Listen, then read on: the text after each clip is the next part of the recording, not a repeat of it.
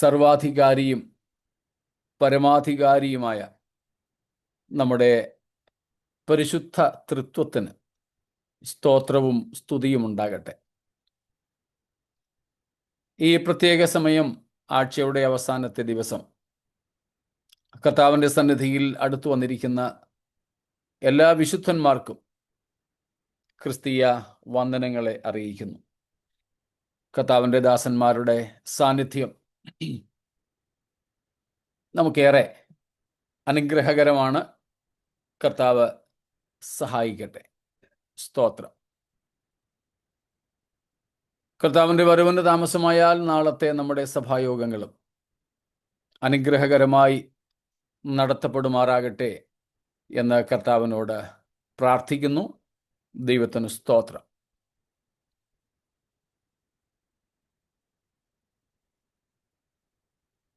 ഈ പ്രത്യേക സമയത്ത് നമ്മൾ പഠിച്ചു വരുന്ന വേദഭാഗ്യത്തേക്ക് നമ്മുടെ ശ്രദ്ധയെ പിന്നെയും കൊണ്ടുപോകുന്നു. എബ്രായ ലേഖനം 2-ാമത്തെ അധ്യായം 1 മുതൽ 4 വരെയുള്ള വാക്യങ്ങൾ, പ്രത്യേകിച്ച് അതിൻ്റെ 3-4 വാക്യങ്ങളിലായിരുന്നു നമ്മൾ കഴിഞ്ഞ ദീർഘദിവസങ്ങളായിട്ട് നിന്നിരുന്നത്. അതിൽ 4-ാമത്തെ വാക്യത്തിൽ നമ്മൾ കാണുന്ന, മലയാളത്തിൽ 4-ാമത്തെ വാക്യത്തിൽ നമ്മൾ കാണുന്ന, ഇത്ര വലിയ രക്ഷയെ ഗണ്യമാക്കാതെ പോയാൽ എങ്ങനെ തെറ്റിയൊഴിയും എന്നുള്ള ആ ഒരു പ്രയോഗമാണ് നമ്മൾ നമ്മുടെ ചിന്തയ്ക്ക് ആധാരമായിട്ട് എടുത്തിരുന്നത്. അതിൽ നാം കണ്ടുകൊണ്ടിരുന്നത്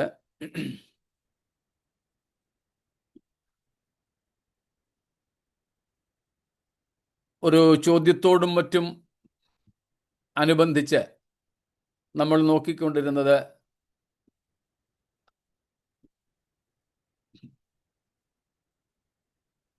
എങ്ങനെ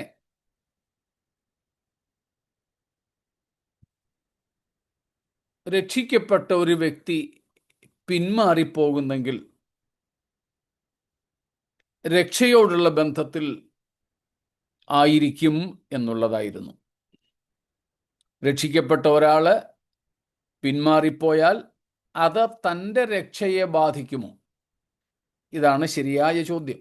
എന്നാൽ നമ്മൾ പെട്ടെന്ന് പാരമ്പര്യമായി ചിന്തിച്ചു വരുന്ന രീതിയിൽ രക്ഷ നഷ്ടപ്പെടുമോ എന്ന് അങ്ങ് ചോദിക്കും. ആ വിഷയമാണ് നമ്മൾ കഴിഞ്ഞ ദിവസങ്ങളിൽ ചിന്തിച്ച് പഠിച്ചുകൊണ്ടിരുന്നത്.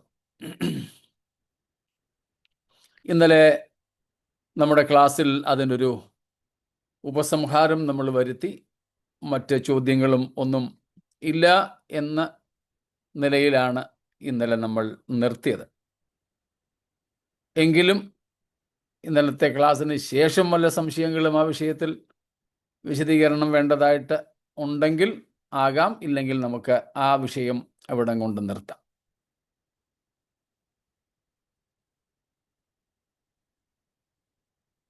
എതിരഭിപ്രായങ്ങളോ നമ്മൾ പഠിച്ച വിഷയങ്ങളോട് വിയോജിപ്പുകളോ ഉണ്ടെങ്കിലും പറയുന്നതിന് യാതൊരു വിരോധവുമില്ല. നമുക്ക് കുറെ കൂടെ കാര്യങ്ങൾ പഠിക്കാനും ആ വീക്ഷണത്തിൽ നിന്നുകൊണ്ട് കാര്യങ്ങളെ വിലയിരുത്തുവാനും സാധിക്കുമെന്നേ ഉള്ളൂ. അതുകൊണ്ടാണ് നമ്മുടെ ഇടയിൽ ചോദ്യങ്ങൾ ചോദിക്കുന്നതിന് നമ്മൾ സ്വാതന്ത്ര്യം അനുവദിക്കുന്നത്. ഇനി അഥവാ നമുക്ക് ഒരു സമന്വയത്തിലേക്ക് എത്താൻ സാധിക്കുന്നില്ലെങ്കിൽ കൂടുതൽ ഇരു കൂട്ടർക്കും പഠിക്കുന്നതിനും കാരണമാകുമല്ലോ.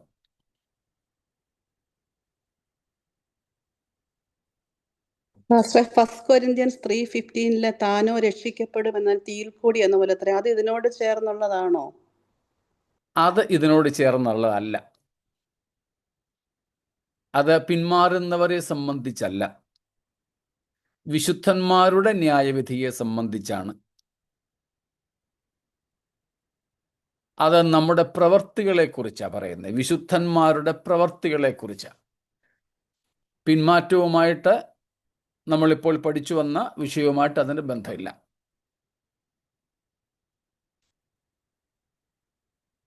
രക്ഷിക്കപ്പെട്ടതിന് ശേഷം വിശ്വാസത്തിൽ തന്നെ ആൾ നിലനിന്നുകൊണ്ട് ദൈവത്തിന് വേണ്ടി, ദൈവസഭയ്ക്ക് വേണ്ടി ഒക്കെ ഒത്തിരി പ്രവർത്തിക്കുന്നു, ഓടുന്നു, അധ്വാനിക്കുന്നു, ചിലവിടുന്നു. പക്ഷേ പലതും ദൈവീക അംഗീകാരം ഉള്ള രീതിയിലല്ല. നമ്മൾ മത്തായി 6-ാം അധ്യായത്തിൽ പഠിച്ചതുപോലെ മനുഷ്യർക്ക് വിളങ്ങേണ്ടതിന്, മനുഷ്യരെ കാണിക്കേണ്ടതിന്, സ്വയപ്രശംസയ്ക്ക്, സ്വയപ്പുകഴ്ചയ്ക്ക് ഒക്കെയായിട്ട് ചെയ്യുന്ന കാര്യങ്ങൾ, ദൈവസന്നിധിയിൽ വിലയില്ലാതെയാകുന്ന പ്രവൃത്തികളെക്കുറിച്ച്. ഓക്കെ,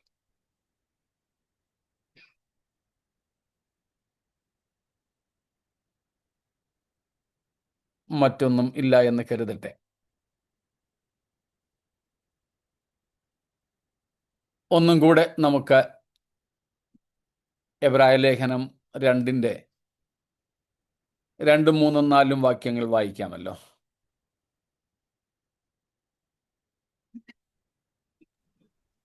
ദൂതന്മാർ മുഖാന്തരം അരുളിച്ചെയ്ത വചനം സ്ഥിരമായിരിക്കുകയും ഓരോരോ ലംഘനത്തിനും അനുസരണക്കേടിനും ന്യായമായ പ്രതിഫലം ലഭിക്കുകയും ചെയ്തു എങ്കിൽ കർത്താവ് താൻ പറഞ്ഞു തുടങ്ങിയതും ദൈവം അടയാളങ്ങളാലും അത്ഭുതങ്ങളാലും വിവിധ വീര്യപ്രവൃത്തികളാലും തന്റെ ഇഷ്ടപ്രകാരം പരിശുദ്ധാത്മാവിനെ നൽകിക്കൊണ്ടും സാക്ഷി നിന്നതും കേട്ടവർ നമുക്ക് ഉറപ്പിച്ചു തന്നതുമായ ഇത്ര വലിയ രക്ഷ നാം ഗണ്യമാക്കാതെ പോയാൽ എങ്ങനെ തെറ്റി ഒഴിയും?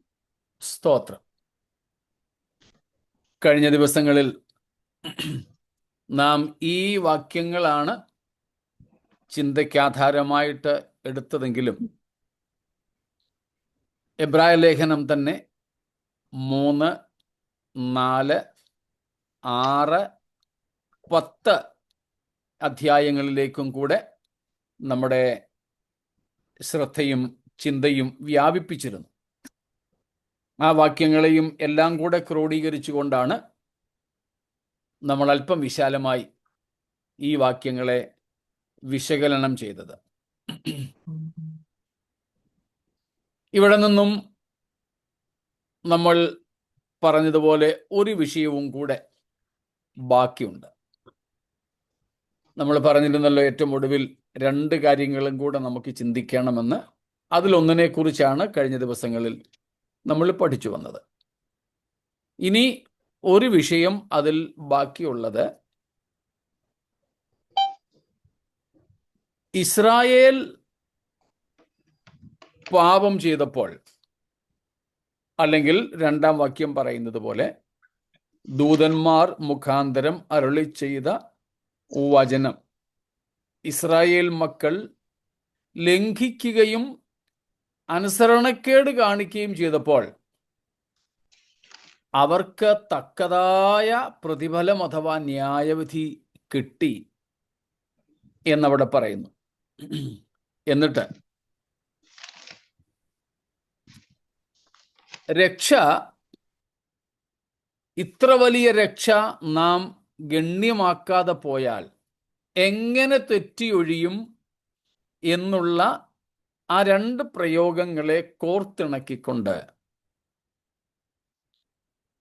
രക്ഷയെ ഗണ്യമാക്കാതെ പോയാൽ എന്ത് ശിക്ഷാവിധിയാണ് നമുക്ക് ലഭിക്കുവാനിടയുള്ളത് എന്നതാണ് ഇനി നമുക്ക് നോക്കാനുള്ളത്. അതിൻ്റെ പൂർണ്ണമായ അളവിൽ ഒരുപക്ഷെ നമുക്ക് കാണുവാനോ മനസ്സിലാക്കുവാനോ സാധ്യമല്ല. എന്നാൽ തിരുവെഴുത്തിൽ വെളിപ്പെട്ടിരിക്കുന്നത് പോലെ നമുക്കൊന്ന് മനസ്സിലാക്കാൻ ശ്രമിക്കാം. പരിശുദ്ധാത്മാവ് നമുക്ക് തുണ നിൽക്കട്ടെ. ഒരു കാര്യം ഉറപ്പാണ്, ഇത്ര വലിയ രക്ഷയെ ഗണ്യമാക്കാതെ പോയാൽ ദൈവത്തിൻ്റെ ശിക്ഷാവിധിയിൽ നിന്ന് ആരും തെറ്റിയൊഴികയില്ല. അതിന് തെളിവായി ഇസ്രായേലി ചരിത്രം ലേഖകൻ എടുത്തു പറയുന്നു. ഓരോരോ ലംഘനത്തിനും, അല്ലെങ്കിൽ ഓരോ ലംഘനത്തിനും തക്കതായ പ്രതിഫലം പ്രാപിച്ചു. ഇപ്പൊ രക്ഷയെ ഗണ്യമാക്കാതെ പോയാൽ നമ്മൾ ദൈവത്തിൻ്റെ കയ്യിൽ നിന്ന്, ദൈവത്തിൻ്റെ ശിക്ഷാവിധിയിൽ നിന്ന് തെറ്റിയൊഴികയില്ല എന്ന് വ്യക്തമാക്കുന്നു. കാരണം ദൈവത്തിന് മുഖപക്ഷമില്ല. ആ ദൈവം ഇസ്രായേലിനോട് അങ്ങനെ ഇടപെട്ടെങ്കിൽ അതിനേക്കാൾ വലിയ രക്ഷയും അതിനേക്കാൾ വിലപ്പെട്ട തിരുവെഴുത്തുകളും വളരെ പ്രാധാന്യതയോടെ നമുക്ക് നൽകിയിരിക്കെ അതിൻ്റെ ലംഘനത്തിനെതിരെ കണ്ണടയ്ക്കാൻ നീതിയുള്ള ദൈവത്തിന് കഴിയില്ല. സ്തോത്രം. അതാണ് അവിടെ എടുത്തു പറയുന്നത്. അതിനോട് ചേർത്തുള്ള ഒരു പ്രയോഗവും കൂടെ നമുക്ക് കാണാം.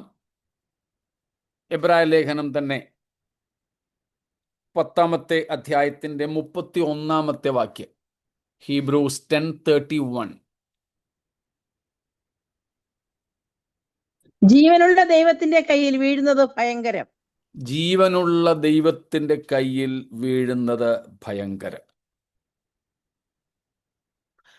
12-ാമത്തെ അധ്യായം 26-ാമത്തെ വാക്യം, 12:26.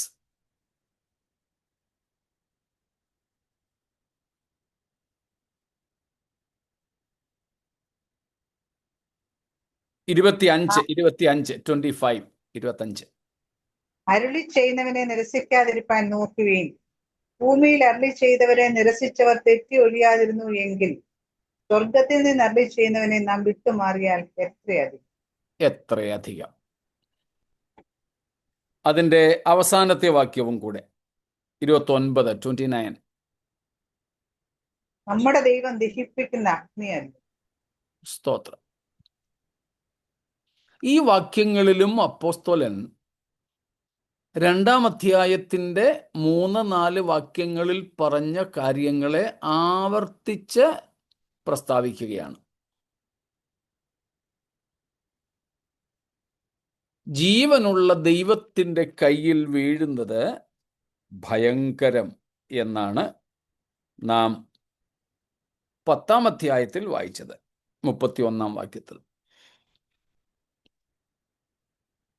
ദൈവത്തിൻ്റെ കൈകളിലേക്ക് വീണാൽ, അഥവാ ദൈവത്തിൻ്റെ കയ്യിൽ നിന്ന് വിടുവിക്കുവാൻ ആർക്കും കഴിയുകയില്ല. സ്തോത്രം. ആർക്കും സാധ്യമല്ല.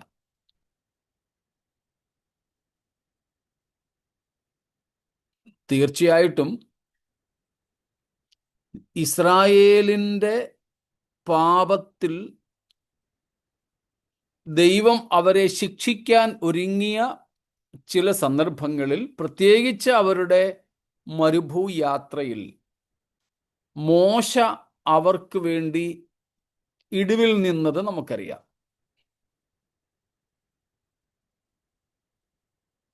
ഒടുവിൽ മോശ ഒരു അറ്റകൈ പ്രയോഗം നടത്തി.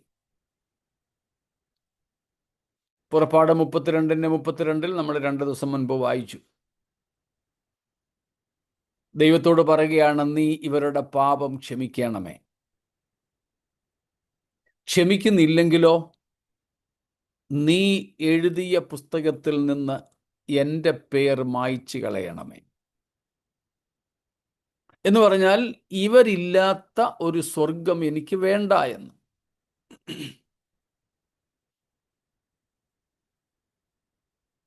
അങ്ങനെ പല പ്രാവശ്യം അതേക്കുറിച്ചൊക്കെ സംഖ്യാപുസ്തകത്തിലും ആവർത്തന പുസ്തകത്തിലും എടുത്തു പറഞ്ഞിട്ടുണ്ട്.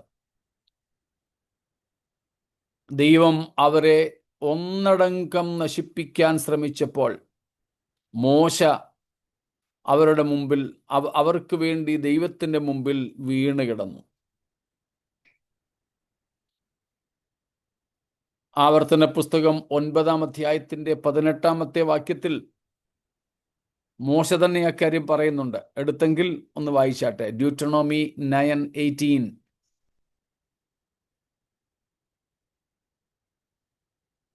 പിന്നെ ആവർത്തനം. യഹോവയെ കോപിപ്പിപ്പാൻ തക്കവണ്ണം നിങ്ങൾ അവനെ അനിഷ്ടമായി പ്രവർത്തിച്ച നിങ്ങളുടെ സകല പാപങ്ങളും നിമിത്തം ഞാൻ യഹോവയുടെ സന്നിധിയിൽ മുമ്പിലത്തെ പോലെ 40 രാവും 40 പകലും വീണുകിടന്നു. ഞാൻ ആഹാരം കഴിക്കുകയോ വെള്ളം കുടിക്കുകയോ ചെയ്തില്ല. സ്തോത്രം. പുറപ്പാട് 32-ാം അധ്യായത്തിലെ ഇസ്രായേൽ ചെയ്ത പാപത്തിൻ്റെ ഫലമായി ദൈവം അവരെ നശിപ്പിക്കാൻ ഒരുങ്ങിയപ്പോൾ ചെയ്ത കാര്യമാണ്. ഞാൻ വീണ് കിടന്നു ദൈവസന്നിധിയിൽ. ദൈവം മോശയുടെ മുഖത്തെ ആദരിച്ചു. അങ്ങനെ പല പ്രാവശ്യം ചെയ്തു. പക്ഷേ യിരെമ്യാവിലേക്ക് വരുമ്പോൾ ദൈവം ആ സമയത്തെ മധ്യസ്ഥനായ യിരെമ്യാവോട് പറയുന്നുണ്ട്, നീ ഈ ജനത്തിനു വേണ്ടി പ്രാർത്ഥിക്കരുത്. നീ ഇവർക്ക് വേണ്ടി പ്രാർത്ഥിച്ചാലും ഞാൻ നിന്റെ പ്രാർത്ഥന കേൾക്കുകയില്ല. നീ യിരെമ്യാവെന്നല്ല, മോശയോ ഇയ്യോബോ ശമൂവേലോ പോലും ഇവർക്ക് വേണ്ടി പ്രാർത്ഥിച്ചാലും ഞാൻ കേൾക്കയില്ല എന്നാണ് ദൈവം പറയുന്നത്. ഏറ്റവും വലിയ മധ്യസ്ഥരായി അറിയപ്പെടുന്ന പഴയ നിയമ ഭക്തന്മാരാണിവർ. ഇയ്യോബ് തൻ്റെ സ്നേഹിതന്മാർക്ക് വേണ്ടി പ്രാർത്ഥിച്ചതും ദൈവം അവരോട് ക്ഷമിച്ചതും നമുക്കറിയാം. നമ്മുടെ സാധാരണ പ്രാർത്ഥനകളിലെ ഒരു വാചകമാണ്. മോശ 40 വർഷത്തെ ഇസ്രായേലിൻ്റെ മരുഭൂയാത്രയിൽ ദൈവം ഇസ്രായേലിനെ നശിപ്പിക്കാതിരിക്കുവാൻ ഇടിവിൽ നിന്ന് മധ്യസ്ഥത വഹിച്ചത് നമുക്കറിയാം. പിന്നെ ശമൂവേലാണ്.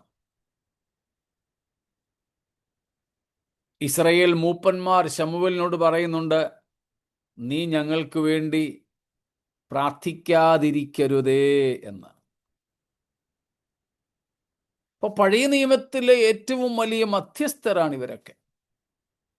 എന്നാൽ യിരെമ്യാവിനോട് ദൈവം പറയുന്നു, ഇവരൊക്കെ ഈ ജനത്തിനു വേണ്ടി പ്രാർത്ഥിച്ചാലും ഞാൻ അവരുടെ ആരുടെയും പ്രാർത്ഥന കേൾക്കുകയില്ല. യോഹന്നാൻ അപ്പോസ്തലനും അതേ കാര്യം നമ്മളോട് പറയുന്നത് നമ്മൾ ഇന്നലെയും മിനിയാന്നും ഒക്കെ കണ്ടു. 1 യോഹന്നാൻ 5:16 സഹോദരൻ മരണത്തിനല്ലാത്ത പാപം ചെയ്യുന്നത് കണ്ടാൽ നിനക്ക് അവനു വേണ്ടി അപേക്ഷിക്കാം, ദൈവം ക്ഷമിക്കും. എന്നാൽ മരണത്തിനുള്ള പാപം ചെയ്യുന്നവന് വേണ്ടി അപേക്ഷിക്കുവാൻ ഞാൻ നിങ്ങളോട് പറയുന്നില്ല. സ്തോത്രം. പറഞ്ഞതിൻ്റെ സാരം, ഇസ്രായേൽ മക്കൾ പാപം ചെയ്തു. ദൈവം അവരെ നശിപ്പിക്കുവാൻ ഒരുങ്ങിയപ്പോൾ ചില സന്ദർഭങ്ങളിൽ മധ്യസ്ഥന്മാരുടെ അഥവാ ദൈവത്തിൻ്റെ സന്നിധിയിൽ നിൽക്കുന്ന വിശുദ്ധന്മാരുടെ പ്രാർത്ഥന ദൈവം കേട്ടു.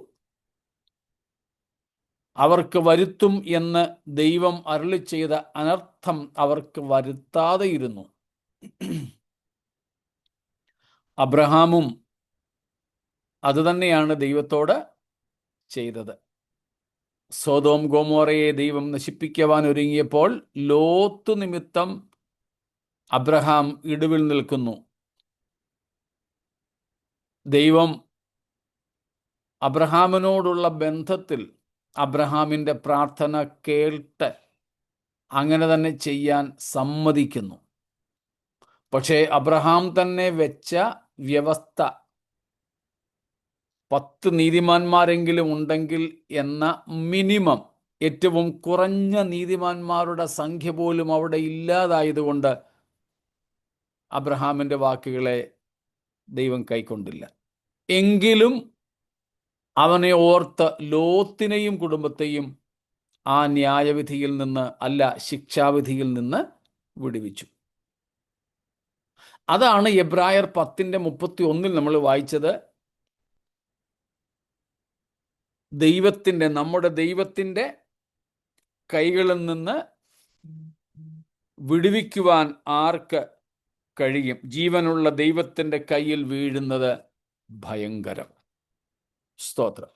കാരണമാണ് ആർക്കും അവൻ്റെ കയ്യിൽ നിന്ന് വിടുവിക്കുവാനായിട്ട് സാധ്യമല്ല. സ്തോത്രം.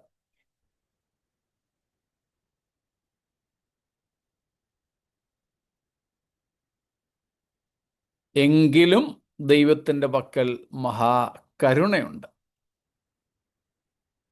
സ്തോത്രം.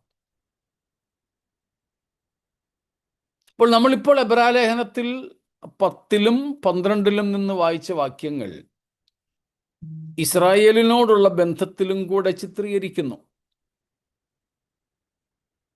അനുസരണക്കേടിനും ലംഘനത്തിനും മുഖപക്ഷം കൂടാതെ ദൈവം ന്യായവിധി അയച്ചു.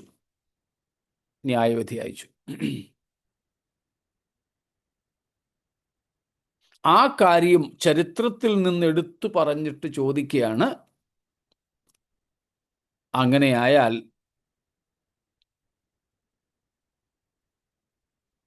നേരിട്ട് നമ്മോട് അരുളി ചെയ്ത കർത്താവിനെ നിരസിച്ചാൽ എങ്ങനെ തെറ്റിയൊഴിയും?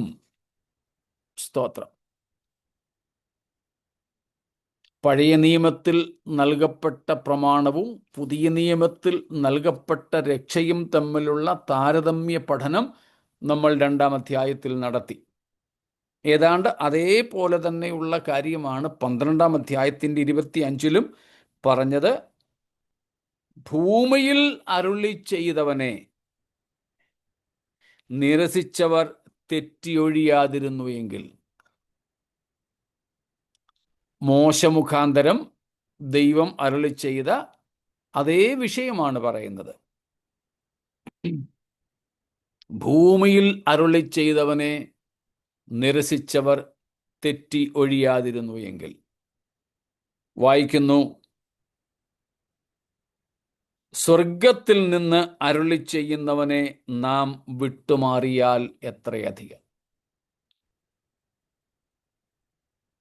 ആ ശിക്ഷാവിധിയുടെ കാഠിന്യം പറഞ്ഞ് ഫലിപ്പിക്കാൻ ഒക്കാത്തത് കൊണ്ടാണ് ഇവിടെ എത്രയധികം എന്ന് പറഞ്ഞു വിടുന്നത്. എബ്രായർ 2:4 ഇത്ര വലിയ രക്ഷ എന്ന് വലിപ്പം കണക്ക് കൂട്ടി പറയാനൊക്കാത്ത രക്ഷയുടെ വലിപ്പത്തെക്കുറിച്ച് പറഞ്ഞതുപോലെ 12-ാം അധ്യായം 25-ാം വാക്യത്തിലും ദൈവത്തെ നിരസിക്കുന്നവർക്ക് വരുന്ന ശിക്ഷാവിധിയുടെ തീവ്രത ഇത്ര എന്ന് പറഞ്ഞ് ഫലിപ്പിക്കുവാൻ കഴിയായിക കൊണ്ട് എത്രയധികം ശിക്ഷ വിധിക്കപ്പെടും എന്ന് പറഞ്ഞു വിടുകയാണ് അവിടെ. സ്തോത്രം. ഇപ്പൊ ചുരുക്കത്തിൽ പഴയ നിയമത്തിലെ ലംഘനങ്ങൾക്ക് ദൈവം ശിക്ഷ വിധിച്ചു എങ്കിൽ പുതിയ നിയമത്തിൽ ഈ രക്ഷയെ അവഗണിച്ചാൽ ശിക്ഷിക്കപ്പെടാതിരിക്കില്ല. സ്തോത്രം. എന്ത് ശിക്ഷയാണ് നമുക്ക് ലഭിക്കുവാൻ സാധ്യതയുള്ളത്? എന്ത് ശിക്ഷയാണ്? ദൈവത്തിൻ്റെ ശിക്ഷയ്ക്ക് പ്രധാനമായും 3 തലങ്ങളുണ്ട്. നമ്മൾ നേരത്തെ ചിന്തിച്ചിട്ടുള്ളതാണ്. ഓർമ്മയുണ്ടോ എന്നെനിക്കറിയില്ല. ആർക്കെങ്കിലും ഓർമ്മയുണ്ടോ? അല്ലെങ്കിൽ 3 രീതിയിലാണ് ദൈവം ശിക്ഷിക്കാറുള്ളത്.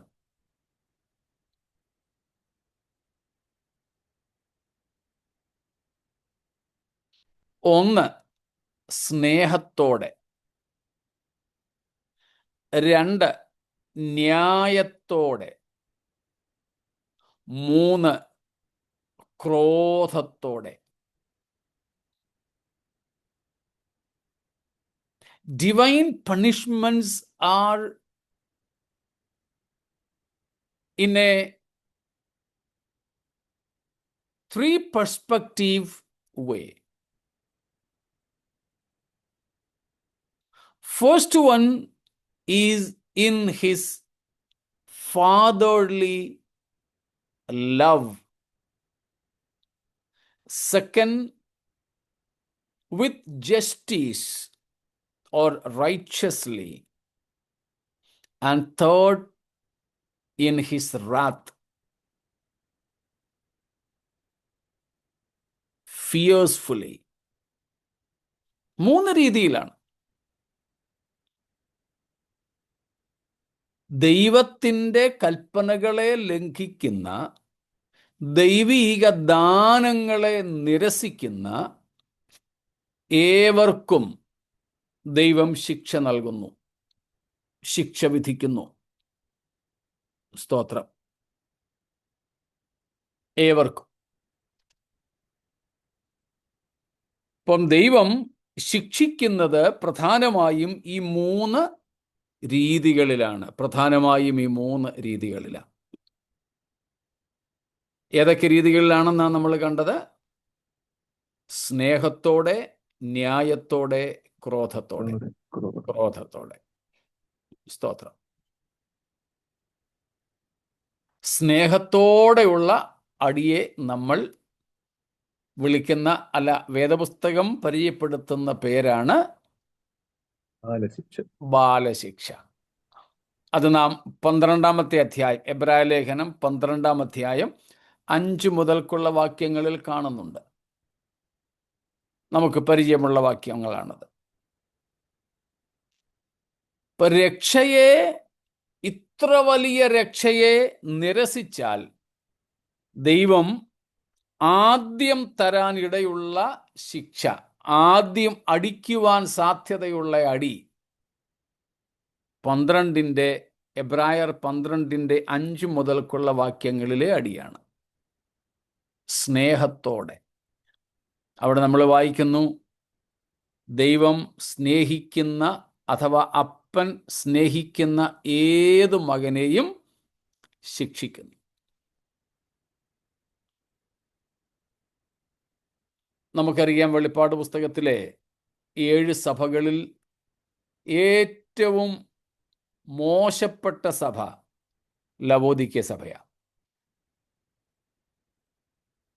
കാരണം മറ്റ് 6 സഭകളെക്കുറിച്ചും കർത്താവിന് എന്തെങ്കിലുമൊക്കെ നന്മകൾ പറയാനുണ്ട്. പക്ഷേ ലവോദിക്യ സഭയെക്കുറിച്ച് ഒരു നന്മയും പറയാനില്ല. ഒരു നന്മയും. ആരോപണങ്ങൾ മാത്രം, വിമർശനങ്ങൾ മാത്രം.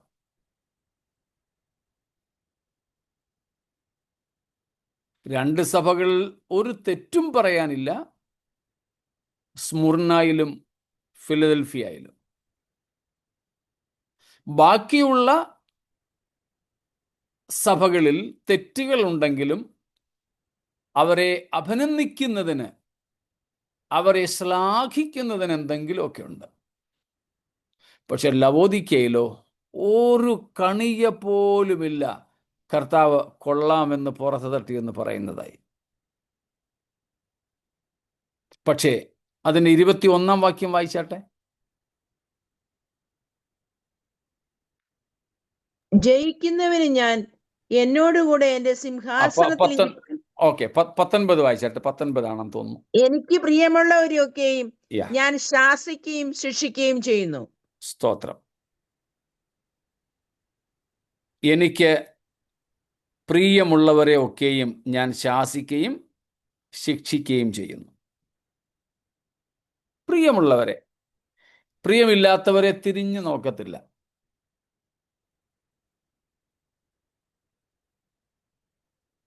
കടുത്ത കുറ്റങ്ങളൊക്കെ ചെയ്ത കുറ്റവാളികളെയും ചിലരെ ഈ ജയിലിലെ നല്ല നടപ്പനുസരിച്ച് കോടതികൾ ശിക്ഷയ്ക്ക് ഇളവുകൾ നൽകാറുണ്ട്. എന്നാൽ ചില കുറ്റവാളികളെ ഒരുപക്ഷെ കുറ്റം അത്ര വലുതല്ലെങ്കിലും ഈ കുറ്റവാളിയുടെ സ്വഭാവം മാറാൻ സാധ്യതയില്ലാത്തതാണെങ്കിൽ പൊതുവെ കോടതികൾ അവർക്ക് ജാമ്യം പോലും അനുവദിക്കാറില്ല, പരോൾ അനുവദിക്കാറില്ല, മറ്റ് കുറ്റവാളികളുടെ കൂടെ ഇടാറില്ല. ശിക്ഷ കടുത്തതാ കൊടുക്കുക. ചിലർക്ക് വധശിക്ഷ തന്നെ, ക്യാപിറ്റൽ പണിഷ്മെന്റ് തന്നെ കൊടുക്കും.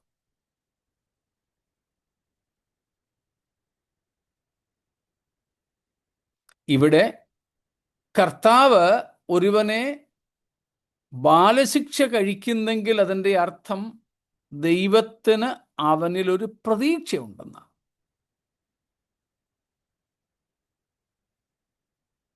If God chastens a person in his love, if God disciplines a person in his love, that means God still has an expectation. God anticipates something from such people. എന്തോ പ്രതീക്ഷയുണ്ട്. കർത്താവിൻ്റെ പ്രതീക്ഷ ഇതുവരെ കൈവിട്ടിട്ടില്ല. ദൈവം പോലും കൈവിടുന്ന കേസുകളാണ് അതിഭയങ്കരം. എന്നാൽ ബാലശിക്ഷ, സ്നേഹത്തോടെ നൽകുന്ന ശിക്ഷ, പക്ഷെ അതുപോലും എത്ര വേദനാകരമല്ലേ? സ്തോത്രം. സ്നേഹത്തിലുള്ള അടി പോലും നമുക്ക് സഹിക്കാവുന്നതിനപ്പുറമായി തീരാറുണ്ട് പലപ്പോഴും. Praise God.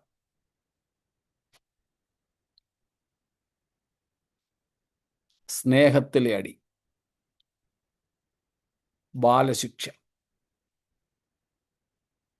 അച്ചടക്കം പഠിപ്പിക്കാൻ, അനുസരണം പഠിപ്പിക്കാൻ, കർത്താവിലേക്ക് നമ്മളെ മടക്കിക്കൊണ്ടുവരാൻ, വീണുപോയിടത്തേക്ക് നമ്മളെ തിരിച്ചു കൊണ്ടുവരാൻ, നഷ്ടപ്പെട്ടത് തിരികെ പ്രാപിക്കേണ്ടതിന് നമ്മെ തിരിച്ചു വരുത്താൻ ഒക്കെ വേണ്ടിയുള്ള സ്നേഹത്തിൻ്റെ അടിയ. കൂടാതെ ലോകത്തോടുകൂടെ ശിക്ഷാവിധിയിൽ അകപ്പെടാതിരിക്കേണ്ടതിനും, അതും നമുക്ക് പരിചയമുണ്ട്. തിരുവത്താഴത്തിന് നമ്മളെല്ലാ പ്രാവശ്യവും പറയുന്ന, വായിക്കുന്ന ഭാഗം 1 കൊരിന്ത്യർ 11:32 തൊട്ട്. ലോകത്തോടുകൂടെ ശിക്ഷാവിധിയിൽ അകപ്പെടാതിരിക്കേണ്ടതിന്. ഉദ്ദേശം എബ്രായർ 12:10 പറയുന്നു, നാം കർത്താവിൻ്റെ വിശുദ്ധി പ്രാപിക്കേണ്ടതിന്. ഇതെല്ലാം നമുക്കറിയാവുന്ന കാര്യങ്ങളാണല്ലോ. അപ്പോൾ ദൈവം ഒരുവനെ ശിക്ഷിക്കുന്ന ആദ്യത്തെ ഭാഗം സ്നേഹത്തോടെയാണ്. ദൈവസന്നിധിയിലേക്ക് വന്നിട്ടുള്ള സകലരോടും ദൈവം പിതൃവാത്സല്യത്തോടെ ഇടപെട്ടിട്ടുണ്ടാകും. ഈ സ്നേഹത്തോടുകൂടെ അടി മേടിക്കാത്ത ഒരൊറ്റ ദൈവ പൈതല് പോലും കാണത്തില്ല. ഒറ്റ ദൈവ പൈതല് പോലും കാണത്തില്ല. സ്തോത്രം. സങ്കീർത്തനം 119:71 പറയുന്നത് ഇതല്ലേ വശം, നിന്റെ ചട്ടങ്ങൾ പഠിപ്പാൻ തക്കവണ്ണം. അതെ, അതും ഈ കൂട്ടത്തിൽ തന്നെ പെടുന്നത്. ഞാൻ കഷ്ടതയിൽ ആയിരുന്നത് എനിക്ക് ഗുണമായി. സ്തോത്രം. അപ്പോൾ കർത്താവ് നമ്മളെ ദൈവവചനം, ദൈവ ഇഷ്ടം മനസ്സിലാക്കാനും ഒക്കെയായിട്ട് സ്നേഹത്തോടെ ഇങ്ങനെ ചെയ്യും. ഞാൻ കേട്ടിട്ടുണ്ട്, ഇസ്രായേലിലൊക്കെ ആട്ടിടയന്മാർ ഒട്ടും വകവെക്കാതെ കാട്ടിലോട്ട് ഓടുന്ന നല്ല മുട്ടാടുകളെ ഒടുവിൽ സഹി കെട്ടിട്ട് അവർ തന്നെ അതിൻ്റെ കാല് തല്ലി ഓടിക്കുമെന്ന്. ഇടയന്മാർ തന്നെ. പിന്നെ ഇതിന് നടക്കാനൊക്കത്തില്ല. ആ ദിവസങ്ങളിൽ ഇടയൻ കൂടെ ഇരുത്തും, ചിലപ്പോൾ തോളിൽ ചുമന്നുകൊണ്ട് നടക്കും. മേയാൻ പാസ്റ്ററിങ്ങിന് പോകാൻ ഒക്കാത്തത് കൊണ്ട്, ഗ്രാസിങ്ങിന് പോകാൻ ഒക്കാത്തത് കൊണ്ട് ഇടയൻ തന്നെ ഇതിനെ കൈകൊണ്ട് തീറ്റും. ഇതിൻ്റെ കാല് ശരിയാകുമ്പോഴേക്കും ഈ ആടിന് ഇടയനോടൊരു ഭയങ്കര അടുപ്പം ഉണ്ടാവും. ചില ദിവസങ്ങൾ കഴിയുമ്പം ഇവൻ്റെ കാലൊക്കെ അങ്ങ് ശരിയാവും. പിന്നെ ഇതിനെ അഴിച്ചുവിട്ടാലും പോകത്തില്ല, ഇടയൻ്റെ കൂടെ നിൽക്കും എന്ന് ഞാൻ കേട്ടിട്ടുണ്ട്. ഇതുപോലെ കർത്താവിനോട് നമ്മളെ ഒന്ന് അടുപ്പിക്കാൻ വേണ്ടിയിട്ട് ചെയ്യുന്ന കാര്യമാണ്. ഒത്തിരി വലിയ തെറ്റൊന്നും ചെയ്തിട്ടായിരിക്കത്തില്ല. അങ്ങനെ കർത്താവിൻ്റെ സ്നേഹത്തിലുള്ള അടി കിട്ടുന്ന വിശുദ്ധന്മാർ മക്കളുണ്ടെങ്കിൽ ഞാൻ അവർക്കായിട്ട് സ്തോത്രം ചെയ്യുന്നു ദൈവത്തിന്. ഞാൻ വ്യക്തിപരമായി കർത്താവിനോട് പറയാറുണ്ട്, കർത്താവെ എന്നെ അടിക്കാതിരിക്കല്ലേ എന്ന്. സ്തോത്രം, സ്തോത്രം. എന്നെ അടിക്കാതിരിക്കരുതേ. സ്തോത്രം. എന്നെ ബാലശിക്ഷ കഴിക്കാതിരിക്കരുതേ. തീർച്ചയായിട്ടും ദൈവം നമുക്ക് ബാലശിക്ഷ നൽകുന്നത് നല്ലതാണ്. അപ്പൻ അടിക്കാത്ത ഒരു മക്കളുമില്ല. ബാലശിക്ഷ കൂടാതെ ഇരിക്കുന്നെങ്കിൽ നമ്മൾ മക്കളല്ല, കൗലടയന്മാരാണെന്ന്, ജാരസന്തതികളാണെന്ന്, ഇല്ലെജിറ്റിമേറ്റ് മക്കളാണെന്ന് അവിടെ എബ്രായർ 12 പറയുന്നത്. സ്തോത്രം. പോട്ടെ, അത് നമുക്ക് പരിചയമുള്ളതാണ്. രണ്ടാമത്, ദൈവം നമ്മെ ശിക്ഷിക്കുന്ന ഒരു രീതിയുണ്ട്. അതാണ് ന്യായത്തോടുകൂടെ. സ്തോത്രം, ന്യായത്തോടുകൂടെ. യിരെമ്യാവ് 10:24, ജെറമായ 10:24. യഹോവേ, ഞാൻ ഇല്ലാതെയായി പോകാതിരിക്കേണ്ടതിന് നീ എന്നെ കോപത്തോടെ അല്ല ന്യായത്തോടെ അത്രേ ശിക്ഷിക്കണമേ. സ്തോത്രം. അങ്ങോട്ട് തന്നെ ഇസ്രായേൽ പറയുക, എന്നെ കോപത്തോടെയല്ല. ആ രണ്ടും ഇവിടെ തന്നെ ഉണ്ട്. കോപത്തോടെയല്ല, ന്യായത്തോടെ എന്നെ ശിക്ഷിക്കണമേ. സ്തോത്രം. അതോടൊപ്പം 30:11 കൂടെ, 30:11, യിരെമ്യാവ് തന്നെ.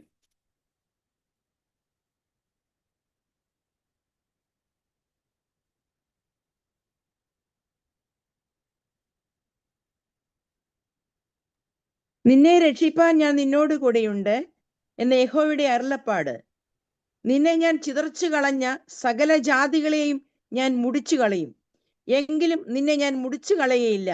ഞാൻ നിന്നെ ന്യായത്തോടെ ശിക്ഷിക്കും, ശിക്ഷിക്കാതെ വിടുകയില്ല താനും. ന്യായത്തോടെ നിന്നെ ശിക്ഷിക്കും, പക്ഷെ ശിക്ഷിക്കാതെ വിടുകയുമില്ല. 46:28, 46:28, ജെറമായ. എന്റെ ദാസനായ യാക്കോബേ, നീ ഭയപ്പെടേണ്ട, ഞാൻ നിന്നോടുകൂടെ ഉണ്ടെന്ന് യഹോവയുടെ അരുളപ്പാട്. നിന്നെ ഞാൻ ചിതറിച്ചു കളഞ്ഞ സകല ജാതികളെയും ഞാൻ മുടിച്ചു കളയും, എങ്കിലും നിന്നെ ഞാൻ മുടിച്ചു കളയുകയില്ല. ഞാൻ നിന്നെ ന്യായമായി ശിക്ഷിക്കും, നിന്നെ ശിക്ഷിക്കാതെ വിടുകയില്ല താനും. സ്തോത്രം. ഇവിടെ എല്ലാം നമ്മൾ കാണുന്നത് ന്യായത്തോടെയുള്ള അടിയ.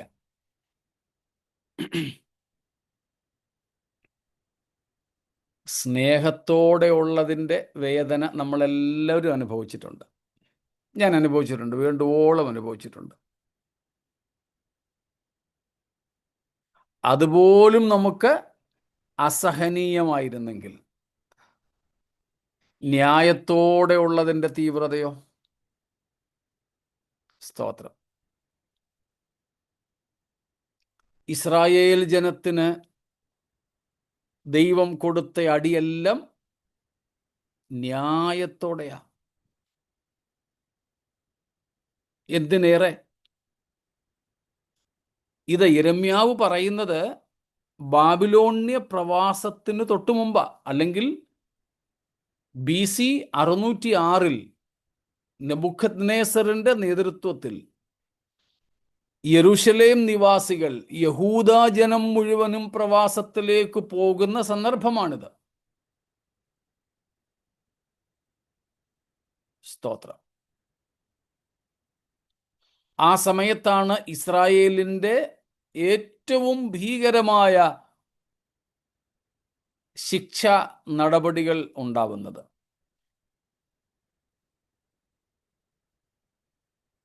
അതിൽ ഏറ്റവും തീവ്രമായി മനസ്സിലാക്കാൻ കഴിയുന്നത് യെരൂശലേം ദേവാലയം നശിപ്പിക്കപ്പെട്ടു എന്നുള്ളതാണ്.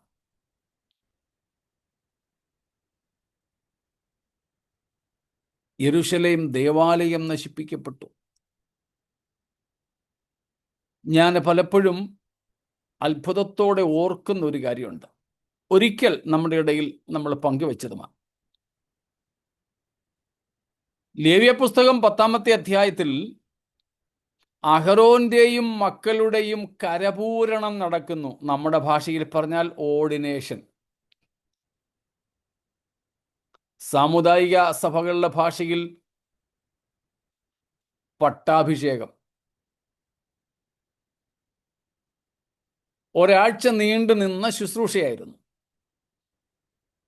അത് കഴിഞ്ഞ് ഭയങ്കര സന്തോഷത്തോടെ അഹരോന്റെ യൗവനക്കാരായ ഓർഡിനേഷൻ കഴിഞ്ഞ മക്കൾ ഇറങ്ങി ദൈവാലയത്തിൽ ചെന്നു.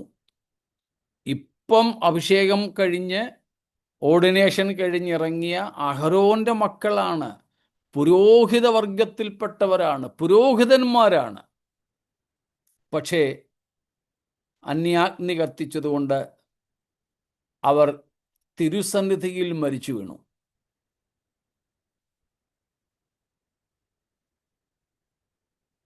അങ്ങനെ എത്രയോ പ്രാവശ്യം ദൈവസന്നിധിയിൽ അയോഗ്യമായി ചെന്നതുകൊണ്ടും ദേവാലയത്തിൽ കയറിയതുകൊണ്ടുമൊക്കെ ശിക്ഷിക്കപ്പെട്ട രാജാക്കന്മാരുൾപ്പെടെ ഉള്ളവരെ നമുക്കറിയാം.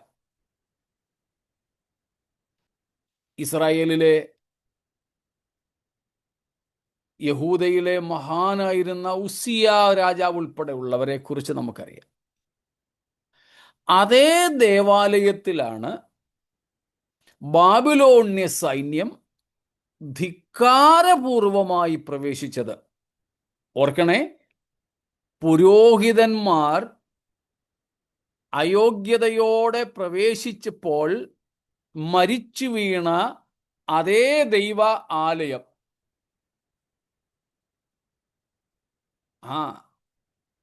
അഹരോന്റെ മക്കൾ മരിച്ചു വീണത് സമാഗമന കൂടാരത്തിലായിരുന്നു, ശരിയാ.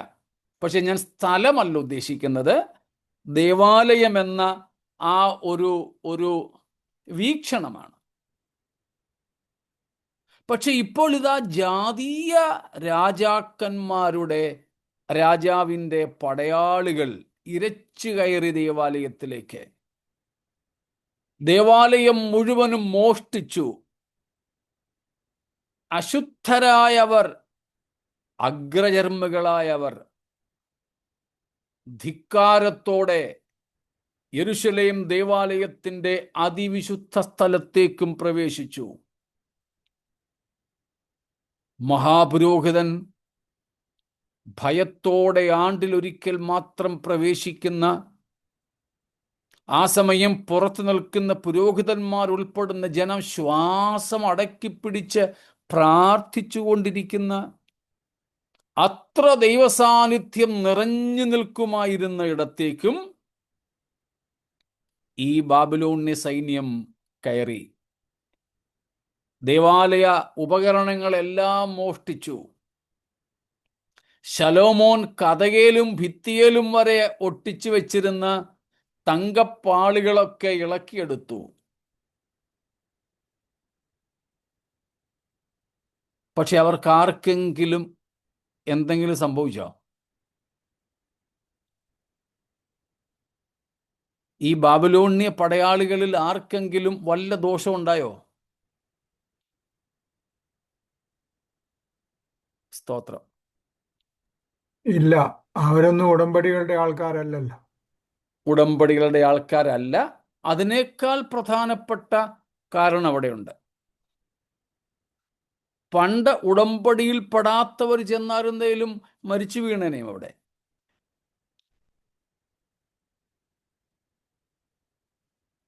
ഇതില്ല, എന്തോ ദൈവസാന്നിധ്യം ഉണ്ടായിരുന്നില്ല. അതാണ് ഏറ്റവും പ്രധാനപ്പെട്ട വിഷയം. ഈ ബാബിലോണിയ സൈന്യം ദേവാലയത്തിലേക്ക് ഇരച്ചു കയറി ദേവാലയം കൊള്ളയടിക്കുന്നതിന് മുമ്പ് തന്നെ ദൈവസാന്നിധ്യം അവിടെ നിന്നും പിൻവാങ്ങിപ്പോയിരുന്നു. ദൈവത്തിൻ്റെ ന്യായമായുള്ള അടിയിൽ പോലും ന്യായമായി കൊടുക്കുന്ന അടി, ശിക്ഷ, അതിൽ പോലും ഉൾക്കൊള്ളുന്ന ഒരു സംഗതിയാണ് ദൈവസാന്നിധ്യത്തിൻ്റെ പിൻവാങ്ങൽ. അതിനെ ഭീകരമായി കാണാൻ നമുക്ക് സാധിക്കുന്നുണ്ടോ?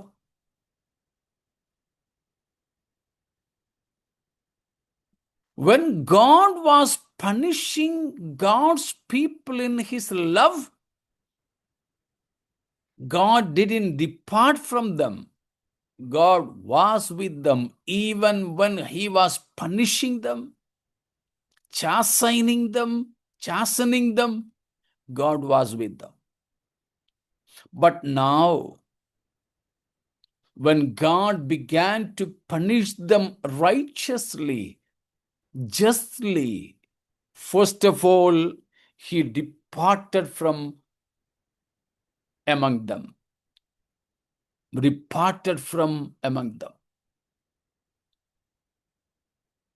ദൈവം അവരെ സ്നേഹത്തോടെ ബാലശിക്ഷ കഴിച്ചപ്പോൾ അവരോട് കൂടെ കർത്താവ് ഉണ്ടായിരുന്നു. അടിക്കുന്നെങ്കിലും കൂടെ ഉണ്ടായിരുന്നു.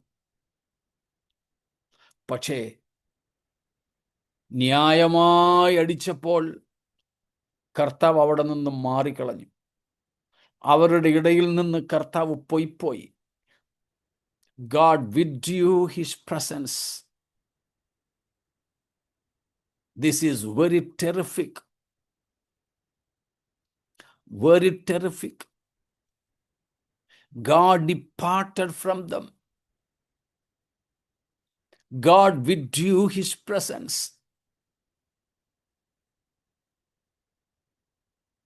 Very fearful thing. സ്തോത്രം. കർത്താവ് അങ്ങ് മാറി.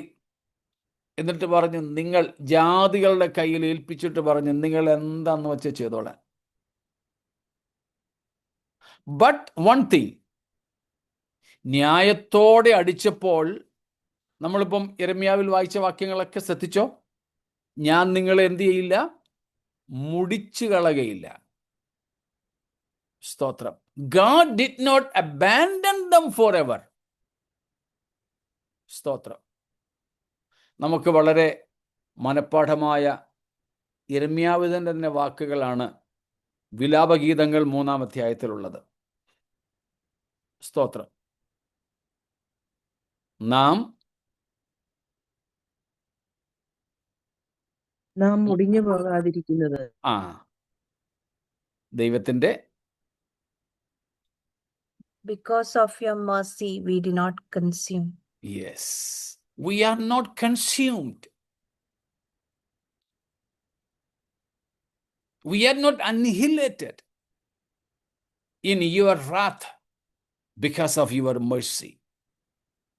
That means when God punishes a person in his justice, God doesn't abandon him, her, or that family, or the church, or the society. God's mercy, of course, follows such people. ദൈവത്തിൻ്റെ ശിക്ഷ ന്യായത്തോടെ ഒരു വ്യക്തിയിലോ കുടുംബത്തിലോ സഭയിലോ ദേശത്തോ ഉണ്ടാകുമ്പോൾ ആദ്യം കർത്താവ് അവിടെ നിന്ന് മാറിക്കൊടുക്കും. ജാതികളുടെ കയ്യിലേക്ക് അങ്ങ് ഏൽപ്പിക്കും, ശത്രുവിൻ്റെ കയ്യിലോട്ട് അങ്ങ് ഏൽപ്പിക്കും. എന്നാൽ എന്ത് ചെയ്യത്തില്ല? മുടിച്ചു കളയത്തില്ല, എന്നേക്കുമായി തള്ളിക്കളയത്തില്ല. അതുകൊണ്ടാണ് യിരെമ്യാവ് പറഞ്ഞത്, ഞങ്ങൾ മുടിഞ്ഞു പോകാതിരിക്കുന്നത് നിന്റെ ദയയാകുന്നു, കർത്താവിൻ്റെ കരുണയാണ്. അപ്പോൾ സ്നേഹത്തോടെ അടിക്കുമ്പോഴും കൂടെ ഇരിക്കും, ന്യായത്തോടെ അടിക്കുമ്പോൾ മാറിക്കൊടുക്കും, എന്നാലും മുടിച്ചു കളയത്തില്ല, മുടിക്കാൻ ശത്രുവിനെ ഏൽപ്പിക്കത്തില്ല. സ്തോത്രം. പരിധി വെച്ചേ കൊടുക്കൂ. ഇതിനപ്പുറം ചെയ്യരുത് കേട്ടോ, ഇതിനപ്പുറം ചെയ്യരുത്. സ്തോത്രം. കൊല്ലാൻ ഏൽപ്പിക്കത്തില്ല, മുടിക്കാൻ ഏൽപ്പിക്കത്തില്ല. പക്ഷേ ആ ന്യായത്തോടെയുള്ള അടിയിൽ കർത്താവ് കുറേ നേരത്തേക്കായാലും മുഖം മറിച്ച് കളയുന്നത് ഓർക്കാൻ വയ്യ കേട്ടോ. Hiding his face from his people even though for a while is unbearable. സഹിക്കാൻ പാടില്ലാത്തതാണത്. അല്പസമയത്തേക്കായാലും അല്പകാലത്തേക്കായാലും ദൈവം മുഖം മറയ്ക്കുക. ഭക്തന്മാരാരോ അതുകൊണ്ടാണ് പാടിയത്. ആരെ എഴുതിയെന്ന് എനിക്കറിയില്ല. മാറരുതേ, മുഖം മറയ്ക്കരുതേ, തള്ളരുതെന്നെ നീ തള്ളരുതേ. സ്തോത്രം. മാറരുതേ, മുഖം മറയ്ക്കരുതേ. സ്തോത്രം. തള്ളരുതെന്നെ നീ തള്ളരുതേ. അത് സഹിക്കത്തില്ല. അന്നേരം ആ ഭക്തൻ പറയുന്നത്, കർത്താവേ 2 അടി കൂടുതൽ അടിച്ചു, പക്ഷേ എന്നെ വിട്ടുപോകരുത്. കാരണം നമ്മുടെ ചില കുഞ്ഞുങ്ങൾ ചെയ്യാറില്ലേ, അപ്പൻ ആ കുഞ്ഞിനെ അടിക്കുന്നത്, എന്നാലും അടിക്കുന്ന അപ്പനെ കുഞ്ഞ് കയറി അടിക്കുന്ന സമയത്തും അടങ്കം കെട്ടിപ്പിടിക്കും. സ്തോത്രം. കെട്ടിപ്പിടിക്കും. അങ്ങനെ കുഞ്ഞ് അപ്പനെ അങ്ങ് കെട്ടിപ്പിടിക്കുമ്പോൾ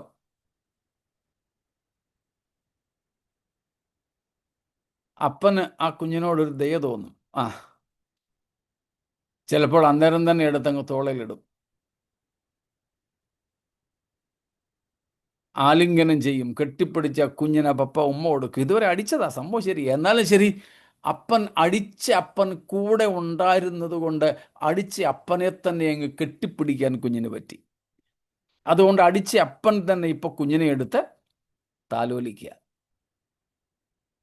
മുറിവൊക്കെ കെട്ടുന്നു. ഞാൻ ചെയ്തിട്ടുണ്ട്. കുഞ്ഞുങ്ങളെ ചിലപ്പം അടിച്ച് വഴക്കൊക്കെ പറഞ്ഞ് പാവം അടിയും കൊണ്ട് കിടന്നുറങ്ങുമ്പം അവരുറക്കുക, എന്നാലും അടുത്തുള്ളത് കൊണ്ട് ചെന്ന് അടിച്ച പാടൊക്കെ കണ്ട് അവരുറങ്ങുകയാണേലും സോറി മോനെ എന്നൊക്കെ പറഞ്ഞ് ചിലപ്പോൾ കൂടെ കിടത്തി.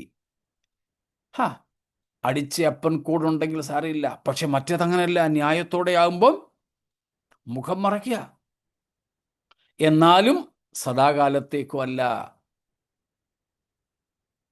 എന്നാൽ 3-ാമത്തേതാണ് അതിഭയങ്കരം. നമ്മൾ യിരെമ്യാവിൽ വായിച്ചല്ലോ 10:24, എന്നെ നീ ക്രോധത്തോടെയല്ല പിന്നെ ന്യായത്തോടെയേ ശിക്ഷിക്കാവേ എന്ന്. സ്തോത്രം. അത് 6-ാമത്തെ സങ്കീർത്തനത്തിലും ഭക്തൻ വിളിച്ചു പറയുന്നുണ്ട്. 6-ന്റെ 1-ാമത്തെ വാക്യം, Psalm 6:1.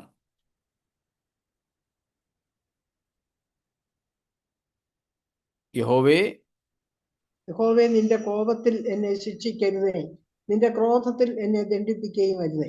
സ്തോത്രം. നിന്റെ ക്രോധത്തിൽ എന്നെ എന്നെ ദണ്ഡിപ്പിക്കരുതേ. സ്തോത്രം. ഈ ന്യായമായും ക്രോധത്തോടെയുമുള്ള ശിക്ഷയുടെ ഒരു ചെറിയ ലാഞ്ചന നമുക്ക് കാൽവറി ക്രൂശിൽ കാണാൻ പറ്റും. സ്തോത്രം.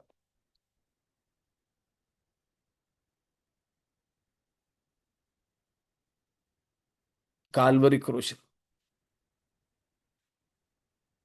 പാപത്തിനെതിരെ ദൈവത്തിൻ്റെ ന്യായവും നീതിയും ക്രോധവും വെളിപ്പെട്ട ഒരിടമാണ് കാൽവറി.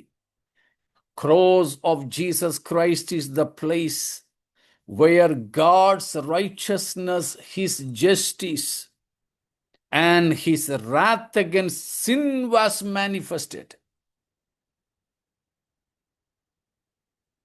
അതിഭയങ്കരമാ. സ്തോത്രം. നീ എന്നെ കൈവിട്ടതെന്ത് എന്ന് ദൈവപുത്രൻ പോലും തൻ്റെ മനുഷ്യത്വത്തിൽ നിലവിളിക്കുന്ന ഉഗ്രമായൊരവസ്ഥ. നരകത്തിലെ അവസ്ഥയും ഭിന്നമല്ല, ഇത് തന്നെയാണ്. നാം ഇന്നലെയും 2 തെസ്സലോനിക്കർ 1-ാം അധ്യായത്തിൽ നിന്നും വായിച്ച് കേട്ടതുപോലെ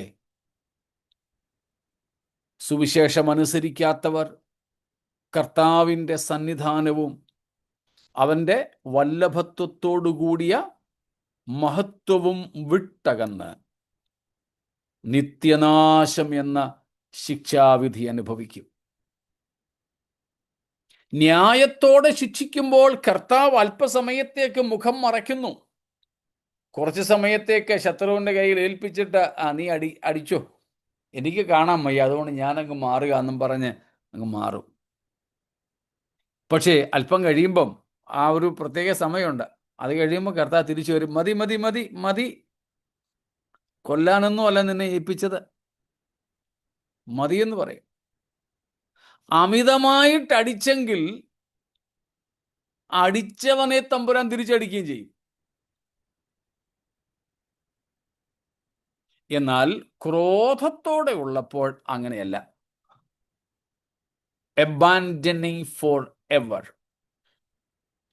no redemption at all, no more chance at all. ദൈവം തൻ്റെ ക്രോധത്തിൽ എന്നെ ശിക്ഷിക്കരുതേ എന്ന് ദാവീദ് നിലവിളിച്ചു. ഇസ്രായേൽ നിലവിളിച്ചു പറഞ്ഞു. സ്തോത്രം. അതെ, ദൈവം മടങ്ങി വരുവാൻ ഒരു പിന്മാറ്റക്കാരന് അനുവദിക്കുന്ന സമയത്തിനകം തിരികെ വരുന്നില്ലെങ്കിൽ ദൈവം അവനെ ക്രോധത്തോടെ ശിക്ഷിക്കുകയായിരിക്കും. നമ്മൾ ഈ ദിവസങ്ങളിൽ തന്നെ വായിച്ച ഒരു വാക്യം കൂടെ വായിച്ച് നമുക്ക് നിർത്താം. റോമാലേഖനം 2:4 മുതലുള്ള ചില വാക്യങ്ങൾ. റോമൻസ് 2:4 ഫോളോയി. അല്ല, ദൈവത്തിന്റെ ദയ നിന്നെ മാനസാന്തരത്തിലേക്ക് നടത്തുന്നു എന്ന് അറിയാതെ നീ അവന്റെ ദയ, ക്ഷമ, ദീർഘശാന്തി എന്നിവയുടെ ഐശ്വര്യം നിരസിക്കുന്നുവോ? ശേഷം പിന്നീട്, എന്നാൽ നിന്റെ കാഠിന്യത്താലും അനുതാപമില്ലാത്ത ഹൃദയത്താലും നീ ദൈവത്തിന്റെ നീതിയുള്ള വിധി വെളിപ്പെടുന്ന കോപ ദിവസത്തേക്ക് നിനക്ക് തന്നെ കോപം ചരദിച്ചു വെക്കുന്നു.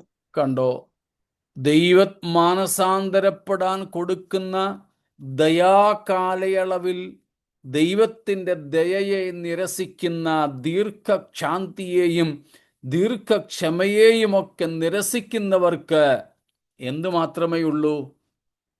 കോപം ചരദിച്ചു വയ്ക്കുകയാണ്. അടുത്ത വാക്യവും കൂടെ വായിച്ചാട്ടെ. അവൻ ഓരോരുത്തന് അവനവന്റെ പ്രവൃത്തിക്ക് തക്ക പകരം ചെയ്യും. നല്ല പ്രവൃത്തിക്ക് വേണ്ടുന്ന സ്ഥിരത പൂണ്ട് തേജസ്സും മാനവും അക്ഷയതയും അന്വേഷിക്കുന്നവർക്ക് നിത്യജീവനും, ശാഠ്യം പൂണ്ട് സത്യമനുസരിക്കാതെ അനീതി അനുസരിക്കുന്നവർക്ക് കോപവും ക്രോധവും കൊടുക്കും. കണ്ടോ? കോപവും ക്രോധവും അങ്ങനെയുള്ളവർക്ക് നൽകും. അതിൽ നിന്ന് മോചനമില്ല, അവിടുന്ന് വീണ്ടെടുപ്പില്ല. എന്തിനേറെ, യേശുക്രിസ്തുവിന് പോലും രക്ഷിപ്പാൻ കഴിയാത്ത അവസ്ഥയിലേക്ക് അങ്ങനെയുള്ളവർ തള്ളപ്പെടും. ഇന്ന് കർത്താവായ യേശുവിനെ രക്ഷിക്കാൻ കഴിയാത്ത ഒരു പാപിയുമില്ല.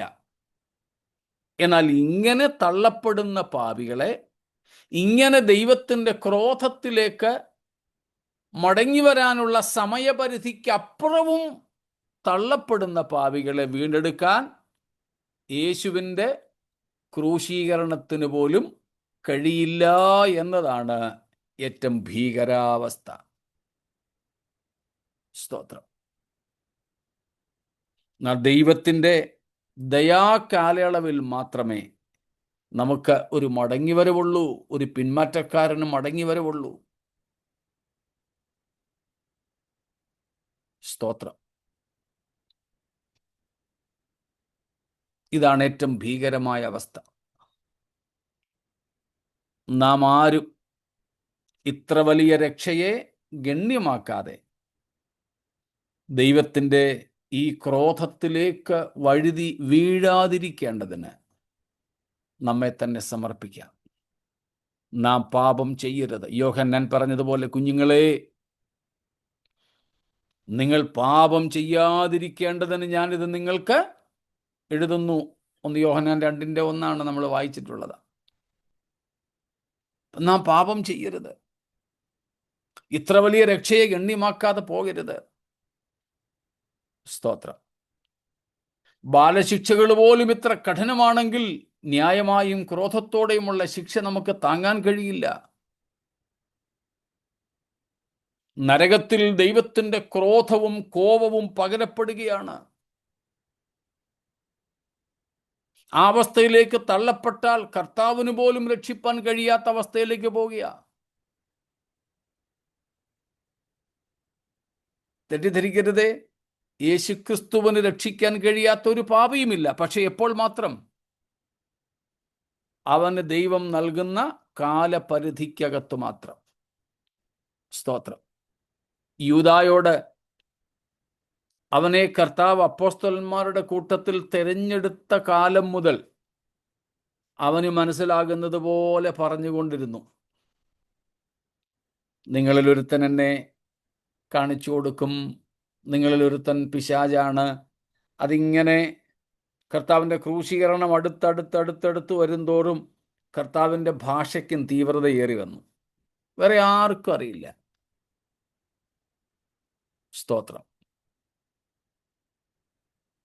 യോഹന്നാൻ 13-ാം അധ്യായത്തിൽ പാദങ്ങൾ കഴുകുന്ന ആ പ്രത്യേക സമയം വരെയും അവന് മാത്രം മനസ്സിലാകുന്നത് പോലെ പറഞ്ഞുകൊണ്ടിരുന്നു. അവനിലൊരു മാറ്റം ഉണ്ടായില്ല. ഒടുവിൽ പെസഹ കഴിക്കുന്ന സമയത്ത് അവൻ്റെ സമയം തീർന്നു. അപ്പക്കണ്ണം മുക്കി അവന് കൊടുത്തിട്ട് പറഞ്ഞു, ഇനിയും നിനക്ക് ചെയ്യാനുള്ളത് വേഗത്തിൽ ചെയ്തുകൊള്ളുക. അവന് മടങ്ങി വരുന്നതിന്, മാനസാന്തരപ്പെടുന്നതിന് ഒക്കെ ദൈവം അനുവദിച്ച ദയാകാലയളവ് അതോടുകൂടെ തീർന്നു. ഒരുപക്ഷെ ആ പാദം കഴുകി ശുശ്രൂഷയുടെ സമയം വരെ കൊണ്ട് തീർന്നു. തൊട്ടടുത്ത നിമിഷത്തിൽ യഹൂദന്മാരുടെ പെസഹ ആചരിക്കുമ്പോൾ അപ്പം മുക്കി അവന് കൊടുത്തിട്ട് പറഞ്ഞു, ഇനി നിനക്ക് ചെയ്യാനുള്ളത് ചെയ്തോ. പ്രിയരെ, അങ്ങനെയാകാതിരിപ്പാൻ ഇന്ന് രാത്രിയിൽ നമുക്ക് നമ്മെ തന്നെ സമർപ്പിക്കാം. ഇന്നിവിടെ നിർത്തിക്കൊള്ളട്ടെ. ചോദ്യങ്ങളുണ്ടെങ്കിൽ മറക്കാതെ വെച്ചേക്കണേ. കർത്താവിൻ്റെ വരവ് താമസിച്ചാൽ നമുക്ക് തിങ്കളാഴ്ച പരിഗണിക്കാം. സ്തോത്രം. ഇത്ര വലിയ രക്ഷയെ ഗണ്യമാക്കാതെ പോയാൽ കർത്താവിൻ്റെ ശിക്ഷാവിധിയിൽ നിന്നും തെറ്റിയൊഴിയുവാൻ കഴിയുകയില്ല. ആകയാൽ നമുക്കിന്ന് രാത്രി ദൈവത്തിൻ്റെ സ്നേഹത്തിൽ വസിപ്പാനായി സമർപ്പിച്ചുകൊണ്ട് കർത്താവിൻ്റെ വരവിനായിട്ട് ഒരുങ്ങാം. ഈ വചനങ്ങളാൽ ദൈവം നമ്മെ അനുഗ്രഹിക്കുമാറാകട്ടെ. സ്തോത്രം.